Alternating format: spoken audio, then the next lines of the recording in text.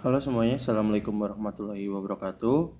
Shalom, Om Swastiastu, Namo Buddhaya, Salam Kebajikan untuk kita semua. Di sini saya Hamdan Syafajidahullah dari Komunikasi Antar Budaya Ilmu Komunikasi kelas D ingin menjelaskan tentang konsep atau materi yang saya pahami dan mungkin ya yang saya tertarik gitu ya. Di sini saya akan menjelaskan tentang sisi gelap dari identitas. Sisi gelap dari identitas itu terbagi menjadi 4. Ada stereotip, prasangka, rasisme, dan etnosentrisme. Nah, dari tahapan pertama itu ada stereotip. Stereotip itu adalah pengalaman atau pengetahuan kita yang kita ketahui tentang budaya tertentu. Misalkan gini, kita mengetahui, oh orang Betawi itu ngomongnya itu belak-belakan, atau misalkan tidak senonoh, ya kasar atau semacamnya. Itu stereotip. Dari stereotip naik jadi prasangka. Prasangka itu adalah perasaan buruk kita terhadap suatu budaya tertentu. Biasanya prasangka ini terjadi karena kita sudah adanya pengalaman dari kelompok tertentu. Misalkan gini, yang tadi kalau stereotip itu kita menilai kalau orang Betawi itu tidak senonoh, maka kalau prasangka ini naik level jadi karena orang Betawi itu tidak senonoh, kita menghindar atau menjaga jarak agar kita tidak ikut berkata perkataan yang bisa dibilang tidak senonoh kayak orang Betawi.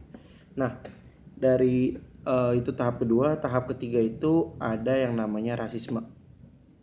Rasisme ini adalah sudut pandang kita yang diwariskan oleh nenek moyang kita atau leluhur kita yang di atasnya. Misalkan gini, contohnya adalah kita sebagai orang Jakarta menganggap budaya kita itu adalah budaya yang paling modern, teknologi yang paling berkembang. Itu namanya rasisme. Itu kita menganggap diri kita. Nah, dari rasisme ini masuk ke tahap terakhir atau tahap bisa bilang yang paling ya berbahayalah. Namanya itu adalah etnosentrisme. Nah, etnosentrisme adalah membandingkan budaya kita dengan budaya lain, yang mana kita merasa budaya kita tuh lebih unggul dan paling benar daripada budaya-budaya lainnya. Contoh, kalau misalnya rasisme itu kita menganggap dari kita budaya kita adalah budaya yang paling unggul, paling modern, paling maju dan lain-lain. Sedangkan kalau misalkan udah masuk ke tahap etnosentrisme, kita sudah menganggap bahwasannya budaya kita itu udah paling benar. Misalkan gini, maksudnya ibu kota Jakarta itu paling maju daripada daerah-daerah lain. Itu kita udah membandingkan, misalkan sama Bogor. Jakarta lebih maju daripada Bogor. Nah, itu udah masuk etnosentrisme ya. Nah, di sini mungkin akan menjelaskan dari yang ini ya, dari namanya stereotip. Kan karena bisa dibilang awal mulanya ketiga tahapan itu karena munculnya ada stereotip. Nah, di sini stereotip itu tidak kita pelajari, tidak kita ketahui secara tiba-tiba saja.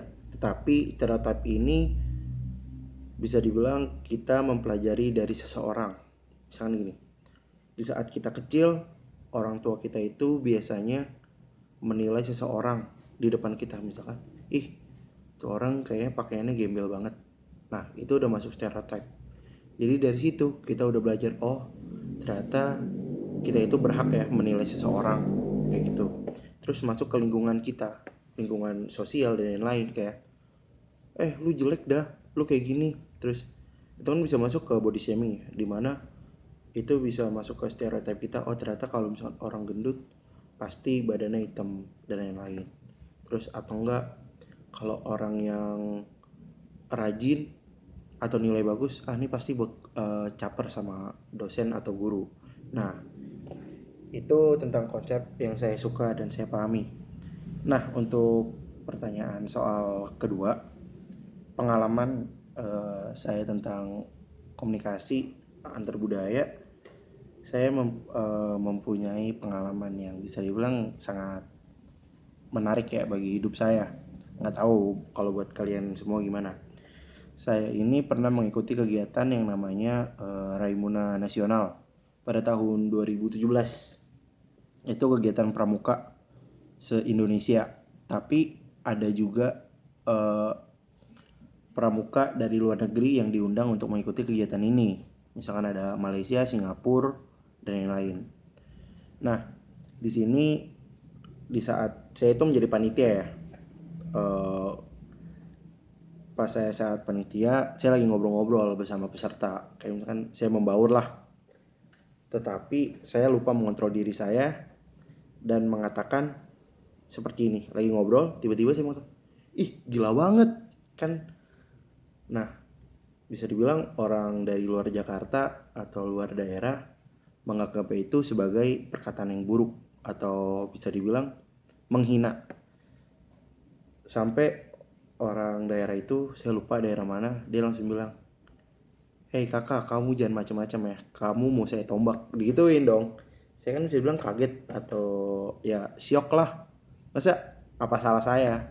Terus dia bilang, untungnya dia bilang kakak mengatai kami itu gila. Nah dari situ saya ternyata ada kesalahan pengertian pemaknaan dari kata-kata. Di situ saya menjelaskan, maaf kakak, nggak tahu itu bisa dibilang nadanya logatnya itu gara-gara ngikut mereka ya. Ya maaf kakak, kalau misalkan gila itu biasanya di kami itu menandakan kayak wow keren. Ya biasalah orang-orang Jakarta terkadang banyak-banyak yang mengartikan lain-lain kayak oh keren banget, kayak wah gila banget sih. Jadi kan kayak seakan-akan wow banget gitu. Nah di situ menjelaskan dan akhirnya kayak ya udah kami sama-sama mengerti dan memahami. Untungnya saya juga bisa mengklarifikasi, menjelaskan apa kebenarannya. Jadi seperti itu pengalaman saya. Oke, mungkin itu saja yang bisa saya ceritakan atau bisa saya jawab. Saya Hamdi telah menjawab kuis mata kuliah komunikasi antar budaya dengan semaksimal mungkin, sebisa saya, dan itu semua dengan apa yang saya telah pahami. Terima kasih dan sekian, sampai jumpa.